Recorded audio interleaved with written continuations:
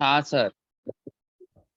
Mercantile agent means an agent having in the customary course of business an authority either to sell the goods or to consign goods for the purpose of sale on the security of goods. वापस पढ़ते हैं. Mercantile agent means an agent having in the customary course of business, जैसे कि customs course of business में, यानी कि जिस तरीके से बिजनेस की प्रैक्टिसेस हैं, बिजनेसेस चला आ रहा है, उसको कस्टमरी कोर्स में, अपन बोलते हैं ना ये हमारे कस्टम से पुराने जमाने से चले आ रहे हैं, उसी तरीके से कस्टमरी कोर्स ऑफ बिजनेस का मतलब है जिस तरीके से धंधा किया जाता है उस तरीके से ही उसको एक अथॉरिटी दी गई है either to sell the goods. Agent कौन होता है रे? प्रिंसिपल अपॉइंट करता है ना. तो मर्केंटाइल एजेंट जो बिजनेस के वर्क से जिस एजेंट को अपॉइंट किया जा रहा है, so mercantile agent means an agent having in the customary course of business, जिसके पास में कस्टम्स जिस तरीके से काम किया जाता है उसी तरीके से एक अथॉरिटी आती है either to sell the goods और to consign the goods for the purpose of selling, यानी कि उन गुड्स को बेचने के लिए किसी को कंसाइनमेंट दे सकता है, और या फिर खरीदने के लिए भी तो हो सकता है. और मर्केंटाइल एजेंट आपने अपॉइंट किया टू बाय द गुड्स और raise money on security of the goods, यानी कि उन गुड्स को गिरवी रख के उनके ऊपर सिक्योरिटी भी मतलब उन गुड्स को सिक्योरिटी पर्पस से भी गिरवी रख के पैसा उठा सकता है. ये होता है मर्केंटाइल एजेंट. ध्यान रखना ये डेफिनेशन गुड्स और डिलीवरी के बाद में बहुत इंपॉर्टेंट डेफिनेशन है, क्योंकि इस पे एक प्रैक्टिकल केस स्टडी आ जाती है. प्रैक्टिकल केस स्टडी आती है इस पे, जब हम करेंगे तब आपको मेरी बात याद आएगी.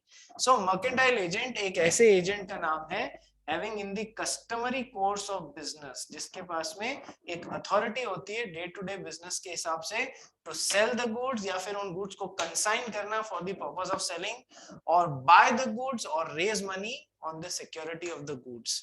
क्वेश्चन जाके क्या आएगा आगे, कई बार क्या होता है, क्वेश्चन जो आएगा वो समझ लो थोड़ा. कई बार क्या होता है, एक बंदे के पास में अथॉरिटी टू सेल नहीं होती है, बेचने की अथॉरिटी नहीं होती है. मिस्टर एक्स ने अपना गुड्स मिस्टर वाई को दिया, ठीक है सर, लेकिन इनको बेचने का अधिकार नहीं दिया, बस ऐसे ही दिया. और मिस्टर वाई यदि वो गुड्स मिस्टर जेड को बेच देते हैं तो क्या मिस्टर जेड के पास में अच्छा टाइटल आ जाएगा क्या? तो इस मुतल्लिक ये क्वेश्चन आता है मर्केंटाइल एजेंट का, कि मर्केंटाइल एजेंट को वो गुड्स लोगों को दिखाने के लिए दिया था, बेचने की अनुमति नहीं दी थी. ठीक है सर.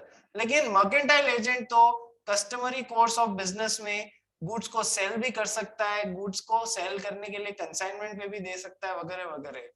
आपने मर्केंटाइल एजेंट एक्स ने अपॉइंट तो किया, लेकिन उसको बस बाकी सारी अथॉरिटीज दी, बेचने की नहीं दी. ठीक है सर. पर अब मिस्टर वाई जो डील करने आ रहे हैं उनको बस इतना पता है कि ये मर्केंटाइल एजेंट है, उनको ये नहीं पता है कि उसको बेचने का अधिकार नहीं है, और उन्होंने मिस्टर वाई ने खरीद लिया, तो मिस्टर वाई को गुड टाइटल मिलेगा, भले इसको अथॉरिटी नहीं थी बेचने की तो भी मिस्टर वाई, क्योंकि उनको पता नहीं है कि उसकी मर्केंटाइल एजेंट की अथॉरिटी को रेस्ट्रिक्ट किया गया, इनको पता ही नहीं था, तो इनको गुड टाइटल मिलेगा. नट शेल में ये वाला क्वेश्चन एग्जाम में कई बार आ जाता है. Will Mister Y derive a good title to the thing purchased, भले ही उन्होंने ऐसे मर्केंटाइल एजेंट से खरीदा है जिसके पास में बेचने की अथॉरिटी नहीं थी. तो आंसर कैसे लिखोगे? मर्केंटाइल एजेंट कौन होता है, पहले तो इस डेफिनेशन को चस्पा करोगे वहां पर, ठीक है. उसके बाद में बताओगे कि भले ही मर्केंटाइल एजेंट जो होता है उसकी अथॉरिटी रेस्ट्रिक्ट की गई है, यदि इस बात का पता खरीदने वाले को होते हुए भी खरीद रहा है तब तो अच्छा टाइटल नहीं मिलेगा. लेकिन यदि खरीदने वाले बायर को इस बात का पता ही नहीं है कि मर्केंटाइल एजेंट को बेचने का अधिकार नहीं है, तो फिर उसने जो भी खरीदा उसका फिर भी गुड टाइटल मिल जाएगा उसको. ये क्वेश्चन आने वाला होता है इस वाले पोर्शन में से. आगे फिर रेफरेंस आएगा, चिंता मत करना. Next definition we will come to the definition of property. Mohit Agarwal. Yes, sir. Property. It means the general right of ownership in goods, not merely a special property. Stop. Property का cell of property word का cell of goods act में मतलब होता है ownership. ये वो वाला property नहीं है जो ट्रांसफर ऑफ प्रॉपर्टी एक्ट में होता है। ट्रांसफर ऑफ प्रॉपर्टी एक्ट में प्रॉपर्टी का मतलब क्या होता है, मोटे मोटे तौर पे इमूवेबल प्रॉपर्टी की बात कर रहे होते हैं अपन, ठीक है सर। वो मतलब नहीं लगाना है। सेल ऑफ गुड्स एक्ट में वर्ड प्रॉपर्टी इन गुड्स का मतलब होता है ओनरशिप इन गुड्स, ठीक है सर। तो सेलर बायर को प्रॉपर्टी इन गुड्स भी ट्रांसफर कर रहा होता है साथ में। एक तो होता है सर डिलीवरी देना, दूसरा होता है सर ओनरशिप देना। ओनरशिप देने को क्या बोलेंगे सोगा में, प्रॉपर्टी इन गुड्स कब ट्रांसफर हो रही है सेलर से बायर को। बोलो प्रॉपर्टी का मतलब clear? Yes sir. So property means general right of ownership in goods, not merely a special property. तो सर सबसे पहली बात तो समझो, प्रॉपर्टी का मतलब ओनरशिप होता है। In sale of goods act property means general right of ownership. Property means general right of ownership, ठीक है सर। अब सर ये क्या लिखा हुआ है, it means general right of ownership and not a special property. आइए समझते हैं उस, देखो मिस्टर एक्स है, इनके पास में एक कार, एक मोटरसाइकिल थी, इनको पैसे की जरूरत थी, ठीक है सर। पैसे की जरूरत थी, मोटरसाइकिल बेचना नहीं चाह रहे थे क्योंकि बहुत अजीज मोटरसाइकिल थी, बहुत दिल के पास थी। तो ये एक मनी लेंडर के पास में गए और अपनी मोटरसाइकिल को यहां पर गिरवी रख दिया, ठीक है सर। तो मनी लेंडर के पास में भी कुछ राइट्स हो जाएंगे। मनी लेंडर इस मोटरसाइकिल को अपने पास में तब तक दबा के रख सकता है जब तक कि जो उधार मिस्टर एक्स ने लिया है वो वापस चुका नहीं देते। यानी मनी लेंडर के पास में एक राइट ऑफ लियन होगा या नहीं होगा? लियन वर्ड पढ़ा है ना कॉन्ट्रैक्ट एक्ट में। मनी लेंडर के पास में एक राइट ऑफ लियन होगा। राइट ऑफ लियन मतलब जब तक उनको दिया हुआ उधार नहीं मिलता तब तक वो इस मोटरसाइकिल को अपने पास में दबा के रख सकते हैं, गिरवी जैसे रख सकते हैं। जब पेमेंट हो जाएगा उसके बाद में ही, जब पेमेंट हो जाएगा उसके बाद में ही मोटरसाइकिल लेने का हकदार होगा मिस्टर एक्स, ठीक है सर। तो अब मिस्टर एक्स के पास में ये मोटरसाइकिल है, ठीक है सर। तो यानी कि ओनर कौन हुए सर? मिस्टर एक्स हुए। इनके पास में जनरल प्रॉपर्टी इन गुड्स होगा। जनरल प्रॉपर्टी यानी कि उस गुड्स से रिलेटेड सारे काम कर सकते हैं जब तक वो गुड्स इनका है। जैसे कि वो उसको बेच सकते हैं, किसी को सेल कर सकते हैं, उसको रिपेयर करा सकते हैं, उसको तोड़ के फेंक भी सकते हैं, कोई कुछ कहने वाला नहीं होगा। वो उसको गिरवी रख सकते हैं मनी लेंडर के पास में। तो जनरल प्रॉपर्टी इन गुड्स यानी कि सब कुछ होगा इनके पास में, ठीक है सर। सारे जनरल मतलब नॉर्मली जो भी हो सकते हैं वो। अब लेकिन मनी लेंडर के पास जिस दिन ये मोटरसाइकिल गिरवी रख दी गई तो मनी लेंडर कोई के पास में प्रॉपर्टी, सारी प्रॉपर्टी या जनरल प्रॉपर्टी इन गुड्स नहीं आई, केवल एक स्पेशल प्रॉपर्टी इन गुड्स आई। क्या स्पेशल प्रॉपर्टी इन गुड्स आई? कि वो इस मोटरसाइकिल को अपने पास में तब तक गिरवी रख सकता है, तब तक लियन का राइट एक्सरसाइज कर सकता है, अपने पास में दबा के रख सकता है जब तक कि इसको इसका पैसा नहीं चुका दिया जाए। उसके अलावा ये उन गुड्स से रिलेटेड कुछ भी नहीं कर सकता है। जैसे कि मनी लेंडर जो है ना तो उन गुड्स को अभी हाल फिलहाल बेच सकता है, ना फिर उन गुड्स को किसी और को यूज करने दे सकता है एज ए ओनर, या फिर उन गुड्स को खुद भी यूज नहीं कर सकता है एज ए ओनर। उसको बाकी का कोई राइट नहीं है। बाकी सारे right general property in goods mister x के पास में है और मनी लेंडर के पास में स्पेशल प्रॉपर्टी या स्पेशल राइट या स्पेशल ओनरशिप है, जनरल ओनरशिप नहीं है। तो हम जब भी सेल ऑफ गुड्स एक्ट में प्रॉपर्टी इन गुड्स की बात करते हैं उसका मतलब होता है जनरल प्रॉपर्टी इन गुड्स। एक मालिक अपने गुड्स के साथ में जो जो कर सकता है वो सारी प्रॉपर्टी इन गुड्स, सारी ओनरशिप। स्पेशल नहीं है उस प्रॉपर्टी का मतलब। बोलो समझ में आया? Property means general right of ownership in goods and not merely a special property. बोलो सर समझ में आया?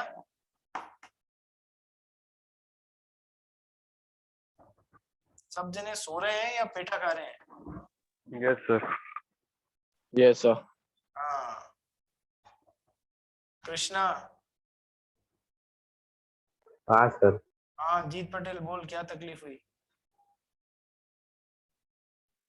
सर जब भी हम ये मनी लेंड किया था तो एक स्पेसिफिक टाइम के अंदर हम लोग को वो मनी लेंडर को पैसे चुका देने पड़ेंगे क्या? देखो जनरली टाइम बाउंडेशन होता है। जब भी हम पैसा चुकाने की बात करते हैं ना, तो टाइम लिमिट होता है। फिर वो आगे चलते हैं कि सर आपने पैसा नहीं चुकाया तो नोटिसेस जाते हैं, पहला नोटिस, दूसरा नोटिस, जिसके बाद में भी पैसा नहीं चुका रहे हो तो उसको बेचने की कार्रवाई की जाती है। ठीक है, वो सारी बातें चलती हैं, बट एक जनरली एक टाइम बाउंड मैनर के अंदर चीजें होती हैं। ठीक है, ये टर्म्स ऑफ द कॉन्ट्रैक्ट क्या रखे हैं बहुत कुछ उस पर डिपेंड करेगा, आगे हम ये चीज पढ़ेंगे। ठीक है, ओके सर। ठीक है। तो मोहित ये एग्जाम्पल पढ़ना एक of special property in goods. Sir. If A pledges goods with B, A has general property in goods and B has special property or interest in goods. That is, B has just a special right only to retain the goods until he is paid by A. केवल special property या special एक right है, general property of यानी कि ownership नहीं है money lender के पास में। ठीक है, चलिए नेक्स्ट हम पढ़ते हैं डेफिनेशन ऑफ इंसॉल्वेंट। वैसे आप सभी जानते हैं कि बैंकरप्ट को इंसॉल्वेंट बोलते हैं, पर फिर भी एक बार सोगा के एस्पेक्ट से पढ़ते हैं इंसॉल्वेंट का मतलब। मोहित। Answer. Insolvent. A person is said to be insolvent when he ceases to pay his debts in ordinary course of business or cannot pay his debts as they become due.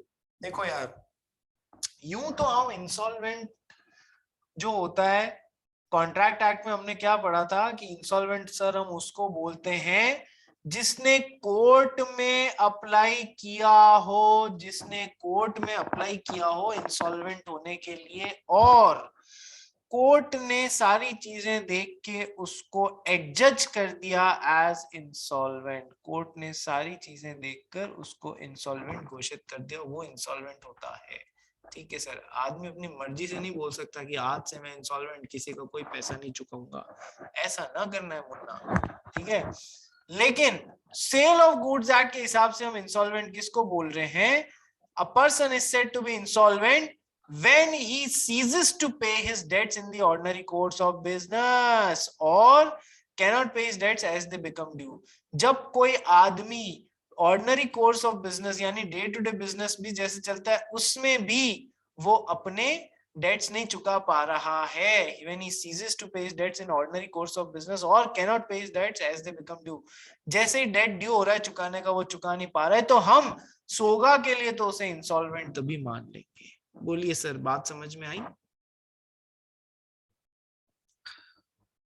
Yes sir. ठीक है, तो चलिए next definition करते हैं, document of title to goods. देखो इसमें दो चीजें पढ़ेंगे, document of title to goods and document showing title to goods. Document showing title to goods, ये दो, ये देखो document showing title to goods, document of title to goods and document showing title to goods. दोनों में फर्क क्या होता है sir? Document of title and document showing title में देखो, जो डॉक्यूमेंट ऑफ टाइटल है उसमें तो ये होता है, रेलवे, मैंने माल रेलवे में जमा कराया, रेलवे ने मेरे को एक ये वाली पावती दी, रिसिप्ट दी, जो भी इस रिसिप्ट को दिखाएगा उसको माल उसको माल मैं उसी को हैंड ओवर करूंगा। ठीक है सर, सो डॉक्यूमेंट, ये क्या है? This is an example of document of title to goods. जिसको भी मैंने ये पावती दी उसे document of title to this goods मिल गया।